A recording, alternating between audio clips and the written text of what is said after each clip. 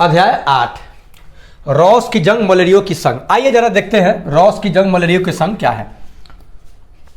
देखिए ये रॉस है, इससे क्वेश्चन तो आपका बहुत इंपॉर्टेंट आएगा। देखिए मलेरिया एक व्यक्ति से दूसरे व्यक्ति में फैलने वाला एक संक्रामक बीमारी है। एक व्यक्ति को संक्रमित कर दिया तो वो दूसरे व्यक्ति भी संक्रमित हो जाएगा। एक व्यक्ति से दूसरे व्यक्ति में फैलने वाला एक संक्रामक बीमारी है। तो अब क्वेश्चन पूछेगा आपका कि मलेरिया कैसी बीमारी है, तो संक्रामक बीमारी है। संक्रामक मतलब एक व्यक्ति से दूसरे व्यक्ति में फैलने वाला बीमारी। यह बीमारी मच्छरों के काटने से होती है। ये बीमारी किससे फैलता है, तो मच्छरों के काटने से फैलता है। और आगे मिलेगा कि ये कौन सा मच्छर काटता है, तो अभी मादा एनोफिलीज मच्छर काटता है तो यह बीमारी होता है मलेरिया, ठीक ना। इसमें प्लेटलेट्स की संख्या घट जाती है। इसमें बकरी का दूध सबसे रामबाण औषधि के रूप में प्रयोग किया जाता है, बकरी का दूध और पपीता का रस, ठीक ना। ये तो पता होगा आपको। मच्छर मलेरिया के जीवों के वाहक हैं। अब मच्छर जो है मलेरिया जो बीमारी है इस जीव का क्या है, मच्छर वाहक है। वाहक मतलब ढोने वाला है, ये बीमारी की ये ढोता है। उसके द्वारा ही मलेरिया का कीटाणु फैलते हैं। यह तथ्य जानने में वर्षों लगे, एक दो दिन की बात नहीं है, वर्षों लग गया। स्वतंत्रता के पूर्व भारत में एक महान चिकित्सक हुए थे जिनका नाम था रोनाल्ड रॉस। ये रोनाल्ड रॉस है, ठीक ना। ये रोनाल्ड रॉस जो थे, इनके अथक प्रयत्न से ही हम मलेरिया के बारे में परिचित हो सके। रॉस का जन्म भारत के उत्तराखंड राज्य के, अब क्वेश्चन आपसे पूछेगा कि रॉस का जन्म कहाँ हुआ, किस राज्य में, तो उत्तराखंड में, ठीक ना। उत्तराखंड के किस शहर में हुआ था, तो अल्मोड़ा। अल्मोड़ा नामक शहर में इनका जन्म हुआ था। उत्तराखंड के अल्मोड़ा, उत्तराखंड के अल्मोड़ा, ठीक ना। वे हमेशा सपनों की दुनिया में खोए रहते थे, खूब सपना देखते थे, ठीक ना। रोनाल्ड रॉस साहब जो थे ये खूब सपना देखते थे, ठीक ना। दुनिया में खोए रहते थे, अपने आसपास को देखकर चित्र बना देते थे और कविताएं भी लिख देते थे। आसपास के देखते थे और चित्र भी बना देते थे, कविता भी लिखते थे।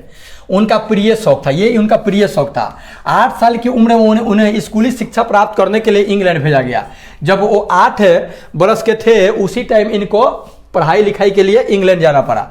महज 14 साल की उम्र में वहां के एक प्रसिद्ध स्कूल में उन्हें गणित के लिए पुरस्कृत किया गया। देखिए 14 वर्ष के उम्र तो बहुत तेज तराक होंगे, तो गणित इनका मतलब गणित के माने लिए इनको क्या किया गया, महज 14 साल की उम्र में वहाँ के एक प्रसिद्ध स्कूल में इनको गणित के लिए पुरस्कृत किया गया। पुरस्कार में मिली किताब से गणित में उनकी रुचि बढ़ी।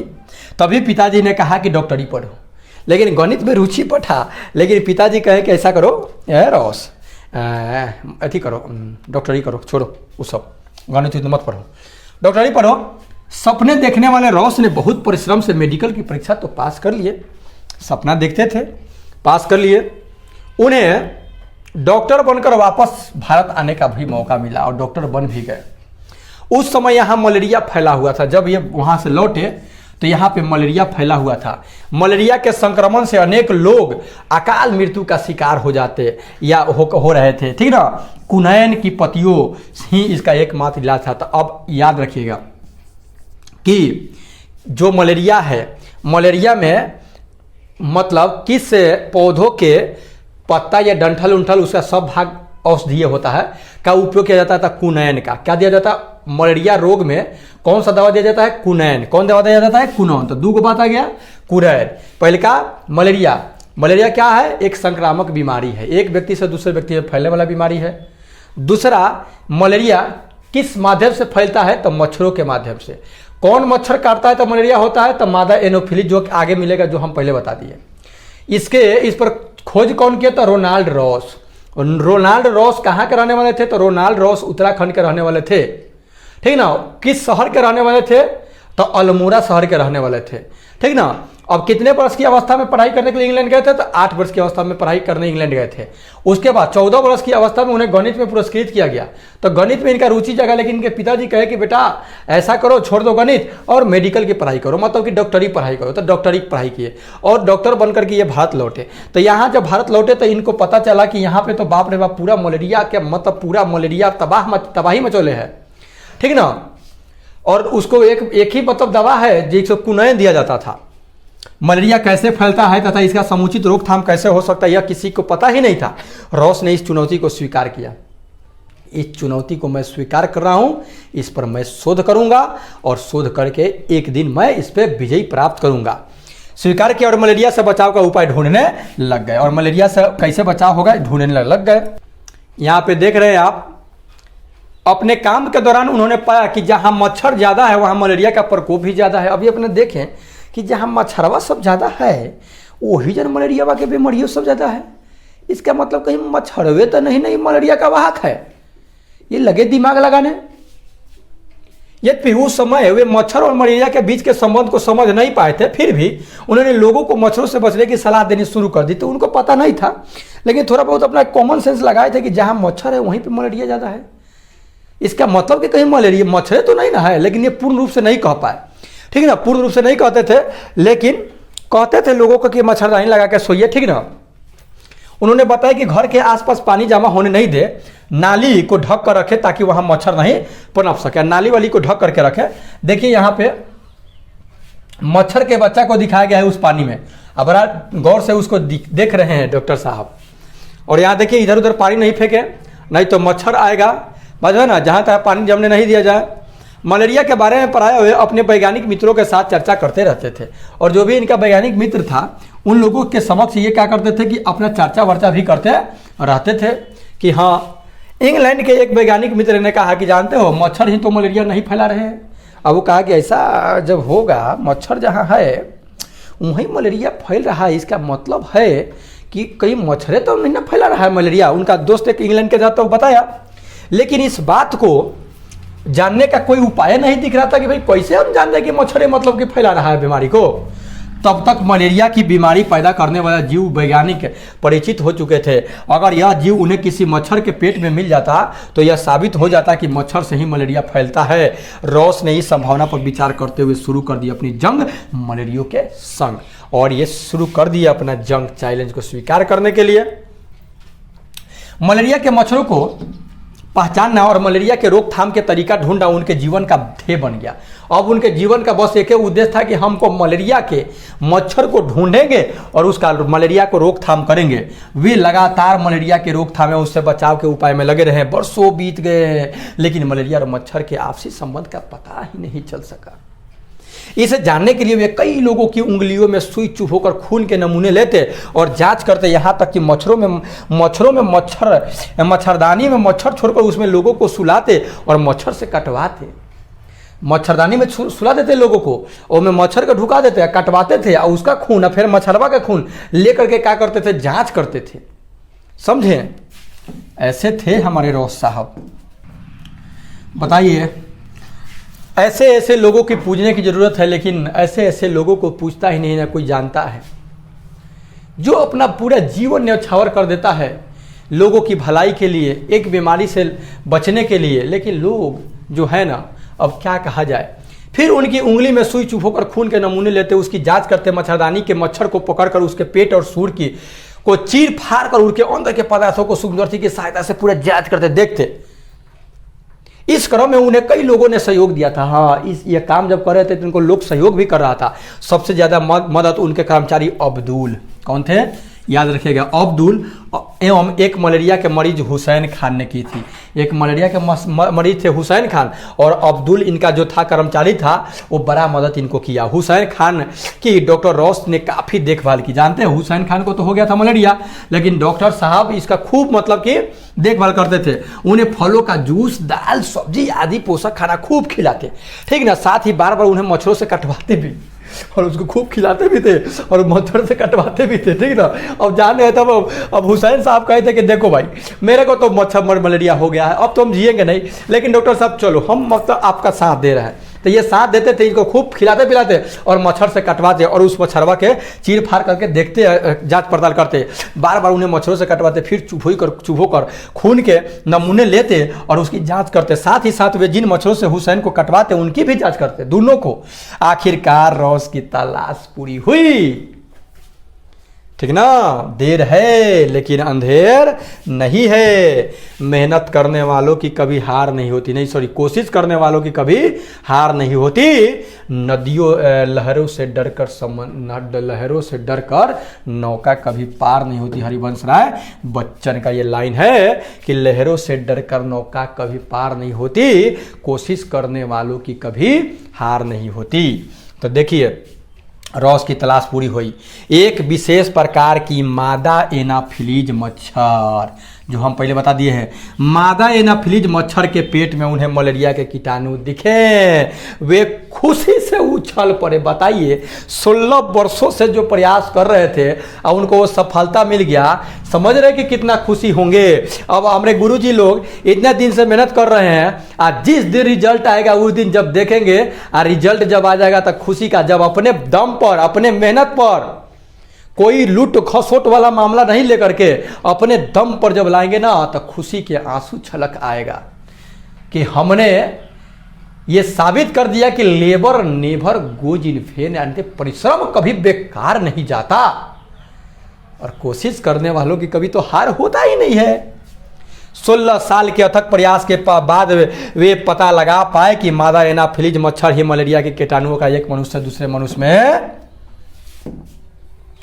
तक पहुंचाती है। एक मनुष्य से दूसरे मनुष्य में कौन पहुंचाती है? यही मादा एनाफिलीज मच्छर। मलेरिया के रोकथाम की दिशा में डॉक्टर रॉस द्वारा किए गए इस खोज को कोई नहीं भूल सकता, कोई नहीं भूल सकता। भूलने वालों को भूलने दीजिए, हम तो नहीं भूलेंगे कि कौन खोज किए मलेरिया के।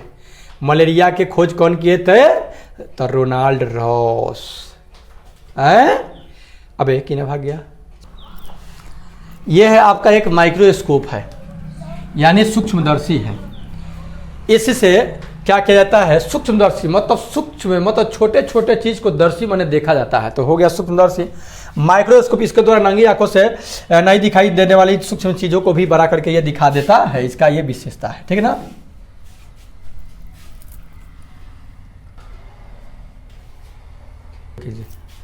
चलिए, तो ये हो गया खत्म चैप्टर, ठीक ना। अगला चैप्टर के ओर देखेंगे, थोड़ा सा एक प्रयोग करके देखने के लिए है कि ये तो प्रयोग बहुत पहले आप लोग किए होंगे।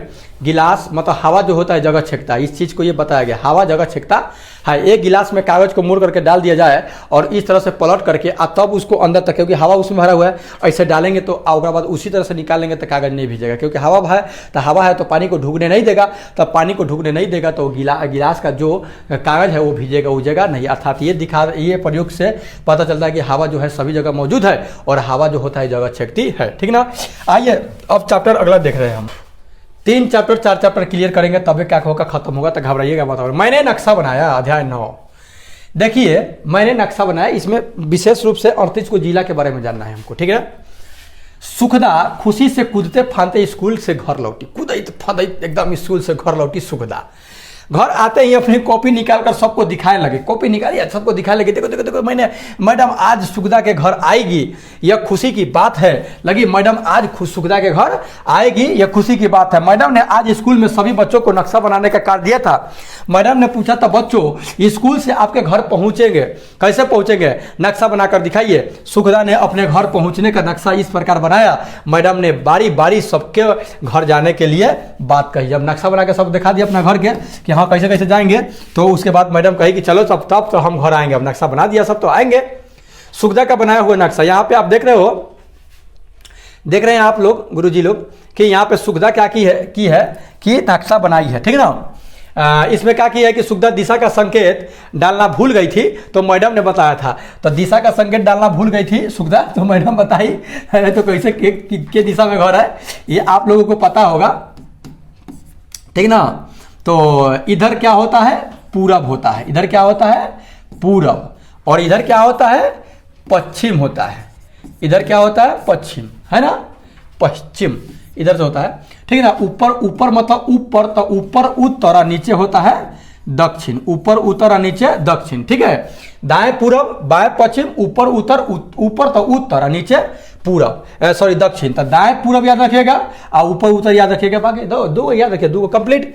तो सुखदा यही नक्शा बनाई है, तो सुखदा का ये नक्शा है, ठीक ना। ये क्या की है कि घंटा चौक बनाई है, घंटा चौक बना दी है।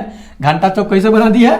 तो ऊपर एक त्रिभुज बना दी है, ठीक ना। आ ऊपर ओकरा बाद नीचे का की है कि एक वर्ग बना करके इस तरह से क्या की है कि एक बना दी है। उसके बाद स्कूल बनाई है, फिर दुकान बनाई है, पुल बनाई है, रेल की पटरी बना दी है, मंदिर बनाई है, पेड़ बनाई है, सड़क बनाई है, ठीक ना, नदी घर, इस तरह से क्या की है कि वो अपना घर का नक्शा बनाई है, घर जाने का रास्ता का नक्शा बनाई है, ठीक ना। आइए देखते हैं आगे। अब नक्शा तो बनाई, लेकिन हुआ यह है कि नक्शा बनाते समय सुखदा रामू काका की दुकान और बलदेव काका के दुकान में सुखदा सोच में पड़ गई कि रामू काका के दुकान कैसन बनाए आ बलदेव काका के दुकान कैसा बनाए। उसने दो एक जैसे डिब्बे बना दिए, मगर बलदेव काका तो सब्जी बेचते हैं और रामू काका तो लकड़ी के सामान बेचते हैं। लो तो दोनों को एक जैसा बना देंगे तो गड़बड़ा जाएगा। जाने वाला जाना चाहिए सुखदेव चाचा के दुकान में तो वो चल जाएगा सुखदा रामू काका के दुकान में तो चल जाएगा बलदेव काका दुकान में, तो ये तो गड़बड़ हो जाएगा ना। चलिए आइए देखते हैं आगे। ओके, ये है आपका बिहार का नक्शा। अगले दिन कक्षा में मैडम बिहार का नक्शा ले आई जो इस प्रकार है। मैडम नक्शा लेकर के आई और इस तरह से दिखाई, ठीक ना। तो ये है हमारा प्यारा प्यारा सा बिहार, ठीक ना। याद रखिएगा, थोड़ा सा इसे भूगोल से संबंधित बातों को मैं बता दे रहा हूँ। बिहार के पूरब में है पश्चिम बंगाल, पूरब में पश्चिम बंगाल और उत्तर में पश्चिम में उत्तर प्रदेश है। ऊपर मतलब उत्तर में है आपका नेपाल और दक्षिण में है झारखंड। पूरब में पश्चिम बंगाल, उत्तर में आपका हो गया नेपाल और दक्षिण में हो गया झारखंड और पश्चिम में हो गया उत्तर प्रदेश। ये हमारे बिहार का क्या हो गया, चौहद्दी हो गया। टोटल इसमें कितने जिले हैं, तो टोटल इसमें 38 जिले हैं। कितने जिले हैं, 38 जिले हैं। ऐसा कीजिएगा, लाइन बना करके आप याद कर सकते हैं। ये पहलका लाइन में एक मात्र, दूसरा लाइन में कितने हुआ, 1 2 3 4 5 6 7 गो राज्य हुआ, सॉरी जिला। तीसरा लाइन खींचेंगे तो 1 2 3 4 5 6 गो हुआ, ठीक ना। फिर इस चलिए फिलहाल ये आप ऐसा कीजिएगा, 38 गो जिला है तो ये 38 जिला के बारे में तो बस पूछेगा खाली कि कितने जिले हैं, ठीक ना। हाँ, ये पूछ देता है ना कि बताइए कि दरभंगा, मान लीजिए कह देगा कि मुजफ्फरपुर, ये जो मुजफ्फरपुर है तो मुजफ्फरपुर के मतलब चारों ओर कौन सा जिला है, तो जानते हैं उत्तर में शिवहर है, पूरब में दरभंगा है, दक्षिण में वैशाली है और पश्चिम में सारण जिला है, ठीक ना। तो इस तरह से छोड़िए, ये तो इतना डीपली नहीं जाएगा, नहीं जाना चाहिए डीपली। फिलहाल इस चैप्टर में बस इतना ही था, नक्शा और बिहार के नक्शा के बारे में था। 38 को जिला है, पूरब में कौन सा क्या है, पश्चिम में बिहार के क्या है, तो पूरब में पश्चिम बंगाल है और पश्चिम में क्या है, उत्तर प्रदेश है, उत्तर में क्या है, नेपाल है, दक्षिण में क्या है आपका झारखंड है, ठीक ना। तो इतना था इस बात, इस चैप्टर में बस इतना ही था। आगे देखते हैं हम लोग अगला।